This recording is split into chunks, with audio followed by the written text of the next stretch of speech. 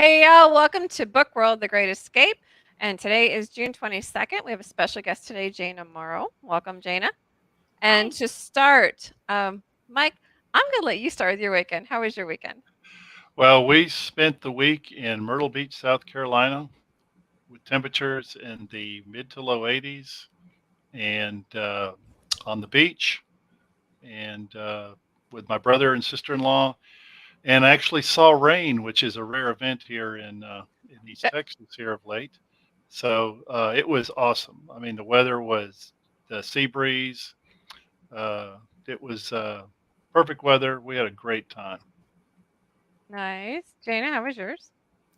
Wonderful. I have family in visiting from North Carolina, and I'll be going to North Carolina next month. So, Ooh.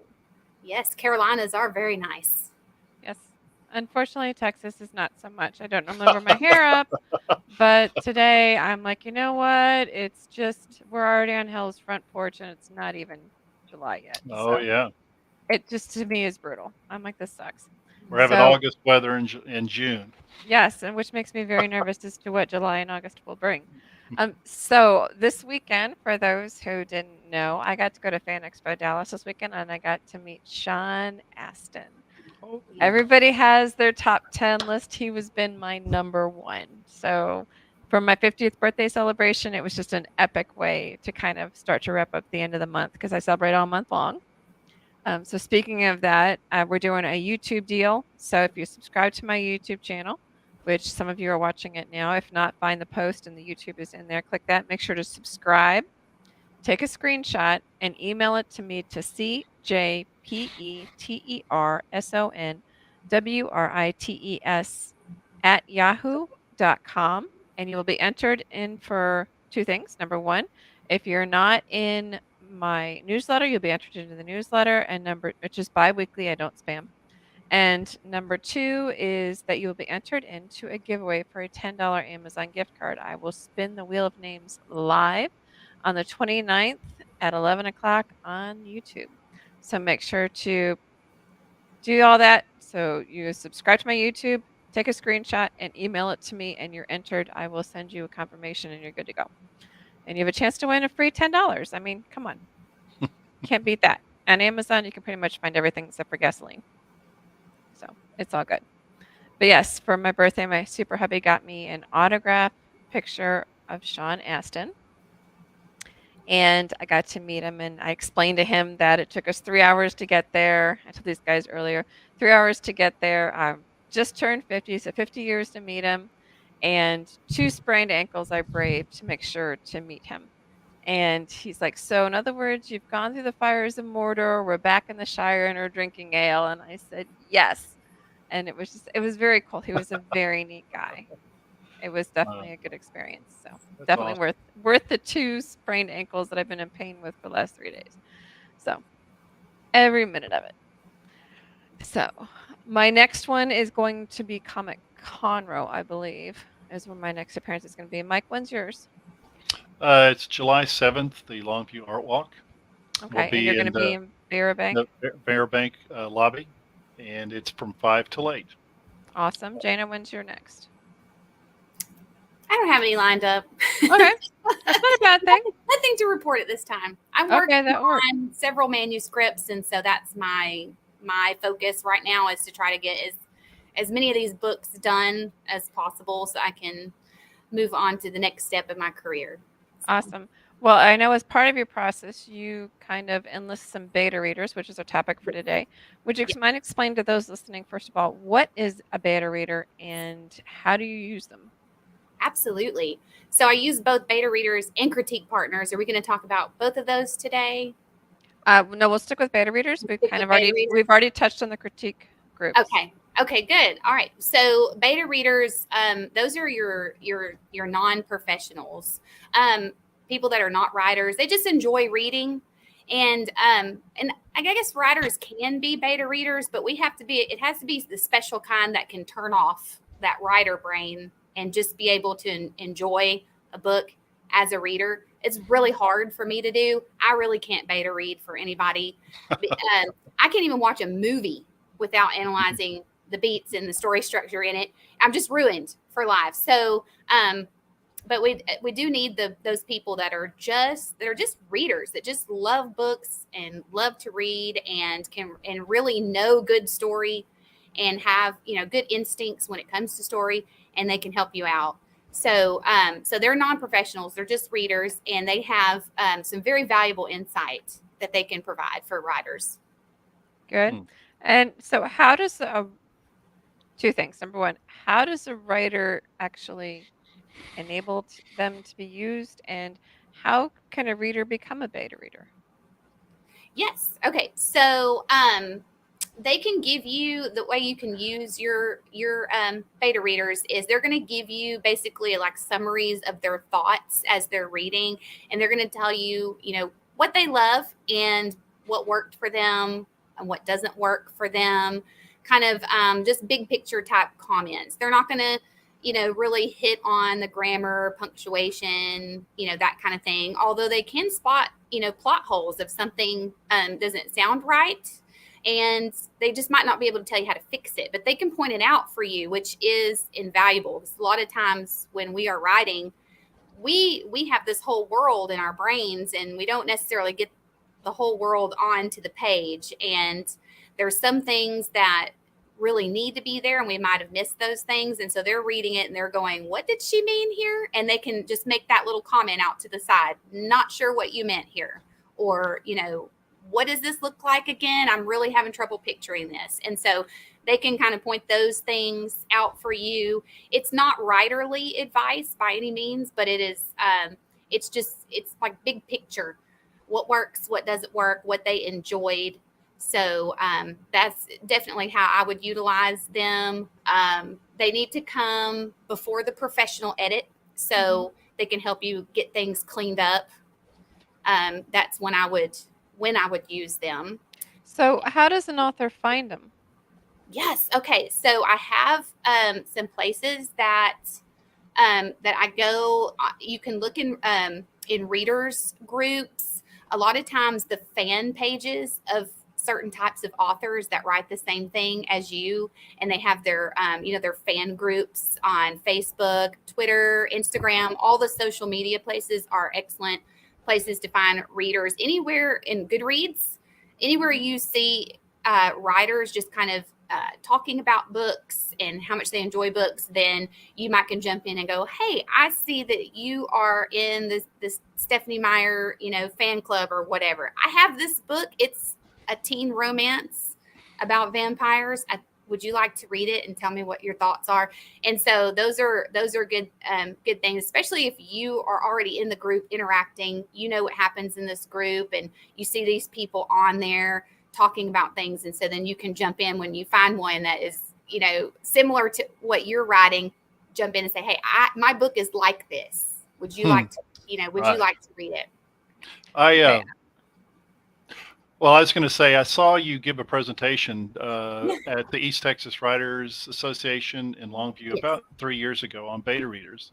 Yes. And one of the things that I noticed that you did that perhaps you can elucidate a little bit more on is Hmm. with your beta readers, you have it very structured in that you have questions Yes. uh, and you have stages. You have questions on the first stage Hmm. reading, questions on a second stage reading, and then I think a final stage, if I'm recalling correctly. Can you Yeah. describe that? You could go on, have as many rounds as you need to until they stop finding problems. You just keep going. But so what I have done, and COVID kind of knocked that out. It's really hard to find people, and you think it would be the opposite because when we were shut down, you think people would be reading more, but that hasn't been the case. But betas are precious. When you find them, treat them well, and hold on to them, and maybe they'll keep reading for you. But what I like to do is go ahead and set up your questions and everything ahead of time, and decide how you're going to present those questions to them. So you can use Google Forms if you're a Google person. And I don't do like my main writing in Google, but when I'm working with beta readers, I do like to use Google because it has some added protection features in there. And then also, it is really easy to share with multiple people at a time and be able to keep track of all of this information as it's coming in. So, but you can do it by email. If you're not a Google person, just go ahead and set up, what all questions do you want to ask for each chapter or each section, and do that ahead of time so that it just kind of streamlines the process. As soon as one beta reader is done with that first section, then you can have the questions for the next section ready to go. And so make sure that all your questions are kind of opinion-based questions and that you're not leading them. Okay. You don't want to kind of put ideas into their head. You want to know what were you thinking as you were reading? So you kind of want to have, you want to, not, you want to lead them, but not herd them. You know what I'm saying? Like you don't want to, open-ended, kind of open-ended questions. Open-ended, more open-ended would work better. But go ahead and have all of that set up ahead of time, and then that streamlines the process for you when you're in it, because they're not all going to finish. They may all start at the same time, but they're not all going to progress at the same rate. I mean, I've had beta readers that they could do several chapters a day, and they like to just knock them out, and they don't want to have to wait for everybody else. So go ahead and have all of that done ahead of time. Okay, my question is, how do you protect your work? Because I've had authors get their work stolen, and so I'd imagine that'd be some hesitancy in enlisting in beta readers. Yes. So let me scroll down. So I made notes about all of this, because how do you got to make sure you protect your baby while you're working with all of these volunteers. Which I went to this legal website, and so they said, if you're working with people that you're paying, like professional editors and stuff like that, then you'll have contracts with these people that will include the copyright, that kind of thing. But if you're working with like volunteers, which is what beta readers are these unpaid professionals, what do you do? Well, according to this website is, all you need is a simple letter or an email with some kind of confidentiality wording in it. So it'll be like, you are reading an unpublished work, and do not share or copy or print or anything. And then they just need to respond with some kind of affirmation, like, yes, I understand, that kind of thing. And then you're good. I mean, you're protected as much as you can be protected. Even published authors get stuff ripped off in other countries. Like, a book is published here in America, and, people from South America, they don't obey our copyright laws. So you're gonna have to worry about that, whether you're published or not, unfortunately. But there's also a lawyer who has spoken to some of our groups, and I cannot remember his name, but he said, your work is copyrighted the second you type it. And so I used to think that you had to get kind of the poor man's copyright, where you mail it to yourself, right? And then you don't open it. But I was sitting with him at a table one time, and he said that's not effective. That does not work. So don't worry about spending all that money to mail something to yourself. It's interesting. I would have thought that would have done it. Yeah. I mean, what's it going to hurt, right? I mean, I guess you could still do it and just have that there just as extra protection, but it in and of itself, it's not going to completely. What if you put it on like a jump drive? Because doesn't the properties already have a date and time on it? Yeah, and so does email, and so does your email and Google and all of that kind of stuff. It's time stamped. That's another reason why when I'm sharing with betas and people that I have not met in real life, like I know them online, but haven't met them, in real life and everything. I like to use Google. You can turn on a feature when you're sharing a document in Google that, let me get the list of all things that it will do here. So hold on to this one second here. You can, it has protective features that keep you from, you can remove sharing. You can make it view only, comment only, turn off ability to print, download, copy, and share. So you can revoke all of those rights. So that is a little bit, and unless they want to just get their phone, and take pictures of the Or screen screenshots and then go usually taken. through and type all this. I mean, they would have to go through a lot of trouble to rip off your work, and then you still have proof that it's yours, right? Mhm. Another thing that I do is go ahead and share it with the people I know in real life first. So that would be my family members that like to read for me and that kind of thing. Basically, they're my witnesses. They're my first paper trail. Mhm. I'll send it to these people that I know that I can pull them into court if I need to and say, hey, we read that 4 years ago when she wrote it. Mhm. Um, but I haven't heard any horror stories um, yet. So I know you have. I I haven't. have. I have not heard any yet. It's always in the back of my mind, but I have gotten such valuable input that it's worth it. It is worth it to me. I had a friend who, it's her one group, somebody had done that and she didn't know who it was. So the next time she used the same exact group and she changed something in each one of the ones that she sent to figure out who it was. And that's how she Ooh, figured it out. So so man. so Jayna, you've been Mhm. how long have you been using beta readers to review your work? I would say probably about 4 years, 4 or Okay. 5 years. Yeah. So do you have, I know you mentioned your family members. Do you have some regular beta readers that you go to that are pretty regular readers for you? Yes, I have some coworkers and friends too that are not writers. They're just readers. Have you noticed, because I had some beta readers prior to COVID, okay? Hmm. It seems like since COVID, and I don't know why, because you kind of alluded to this, but it seems like beta readers are much harder to come by Hmm. nowadays. And I don't know, you touched on a little bit, maybe people don't read as much. You'd have thought, as you said, they would have read more during COVID. Hmm. But it seems like what I have seen is that the person who reads and who likes to read, for example, and say, "Yeah, I'll beta read for you," has been replaced by those who want to get paid to read. Hmm. Mhm. Is that something that you've noticed? That kind of trend has followed. That if it's not paid, I'm not going to be a beta reader.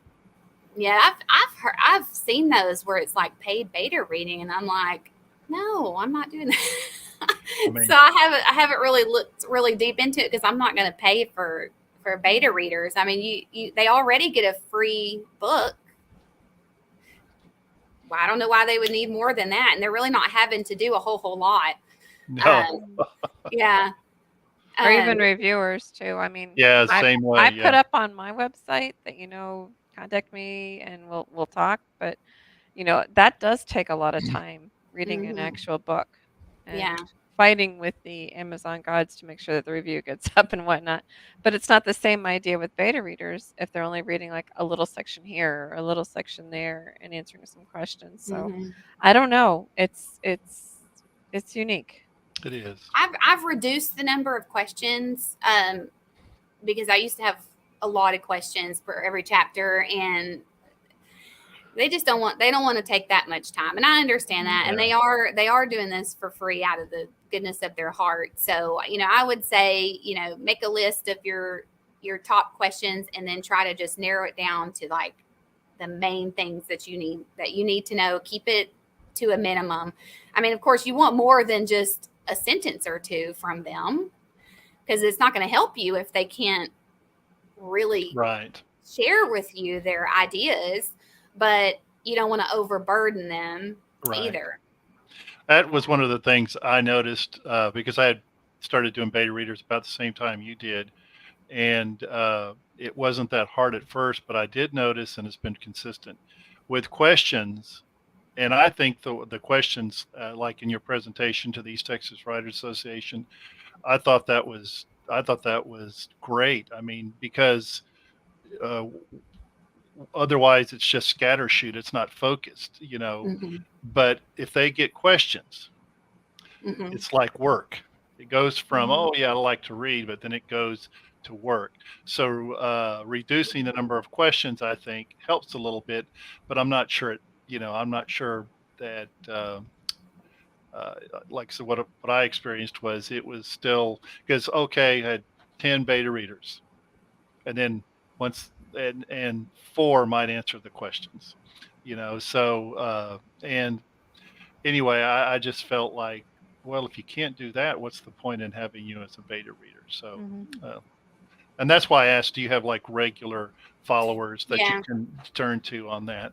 Yeah, I have four that are. I have two coworkers and two family members that like to read everything that I write, and I can always count on them.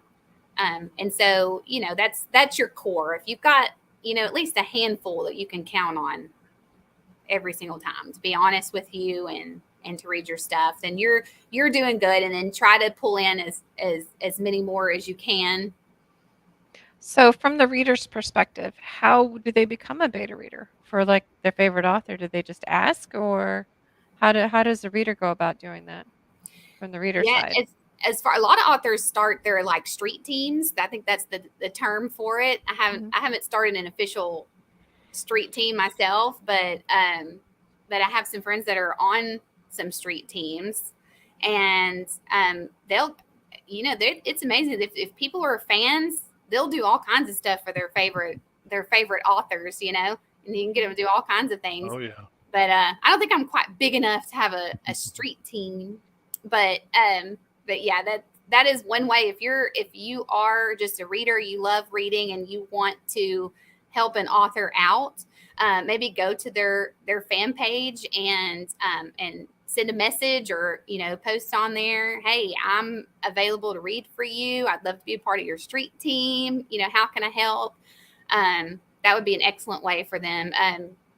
They can go on. I'm not super familiar with Goodreads. I use it to keep track of books that I want to read and stuff. But as far as getting on author fan pages and things, I haven't figured that out. But you can get on Google. I'm sorry, Goodreads. You can go to any of the social media outlets are great, and then right, the Facebook fan pages I think would be the best thing, or the Facebook groups that are by genre. Like they Mhm. have swoony fantasy romance. I mean, they get pretty specific, on Facebook, and you can find authors that way.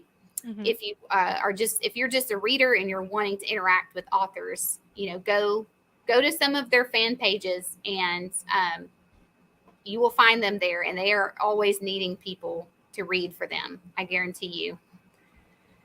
The Gotcha. Yeah, No. Harlequin has a community. Plotter, Plotter Life.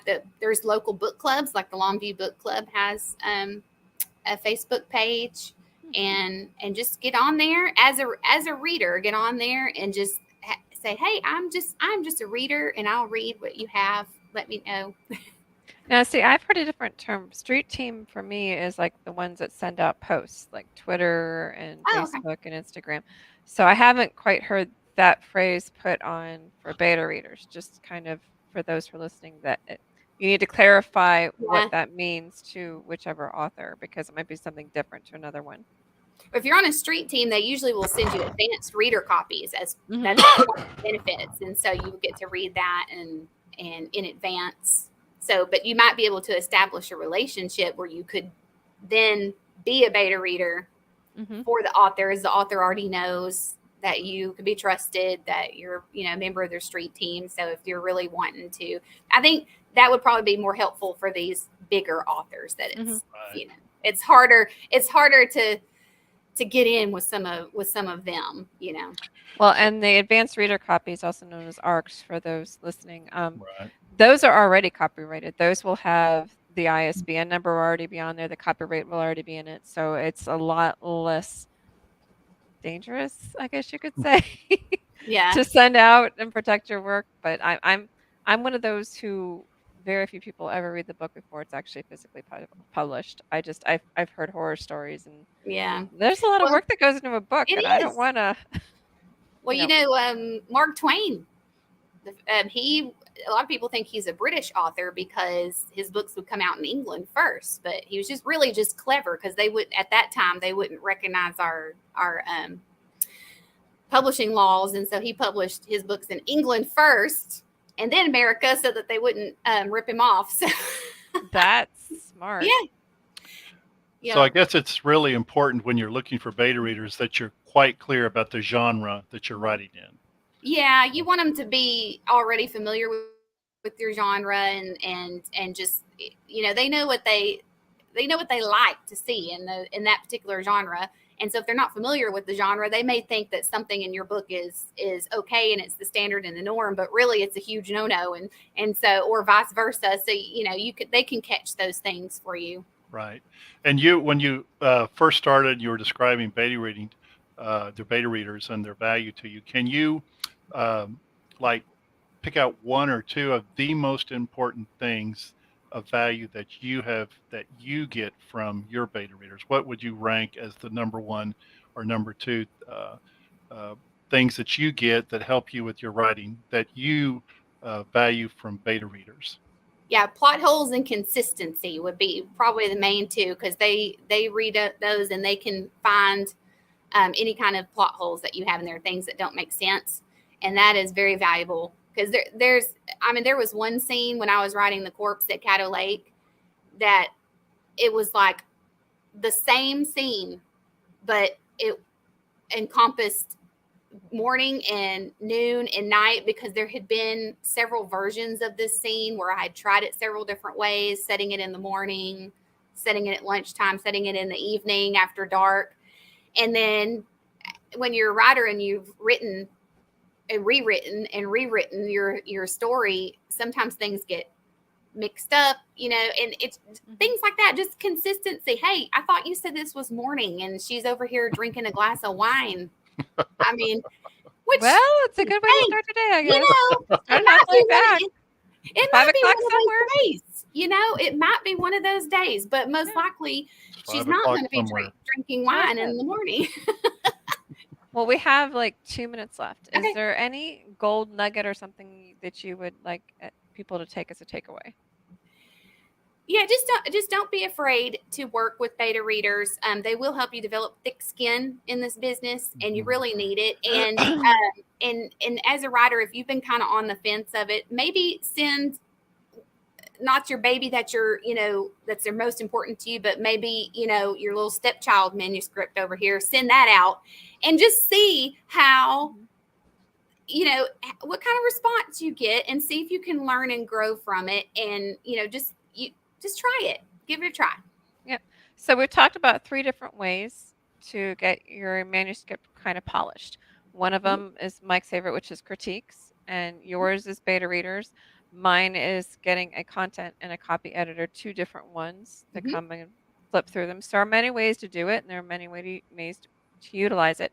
We just want to make sure to dive into beta readers so people understood what we were talking about when we mentioned them. Another thing to think about is authors. When we mentioned before, the pantser versus planners. Um, Mike and I are the pantsers, and remember, I always said there was a poster child of the person who had like the color code post-it notes. That would be Miss Jayna down there. She's the poster child planner. So Yes. for those watching, and you've heard us mention stuff like that before, that's who it is. So it's Miss Jayna down there, and she's, bless her heart, it gives me hives, but it works. But the point is that different things work for different authors. Right. And what is the author comfortable with? What is the best way? There's no one way to do one thing. Everyone's like, well, you have to have this rule. I don't follow rules. I don't even follow guidelines. I tend to just throw it all out the window and just do my thing. And so every author's different, just That's what right. works for them. That's right. So thank you so much for coming on to Jayna. How can people Yeah. find you online? Well, I'm on Facebook. Jayna Morrow Writes is my handle for most of my social media, and I'm also on Instagram and Twitter a little bit. The LinkedIn I saw you on as well. I'm not very active on LinkedIn. I think I abandoned that many years ago. I need to update it. So Facebook and Instagram are the main Are your ones. big ones. Twitter a little bit. I'm learning. There you go. Always learn something. So next week we're going to be doing one of my favorite segments, which is book reviews. So Mike and I are going to each be bringing a book in to review. And so stay tuned next week, same place you found us today at 1 p.m. Central Time on June 29th. Jayna, thank you so much for joining us You're Thank welcome. today. you. And I hope you guys enjoyed the idea of beta readers. Find your favorite author and ask them, do they enlist beta readers? You might be able to find, if you've got a new job to do. Mhm. Right. So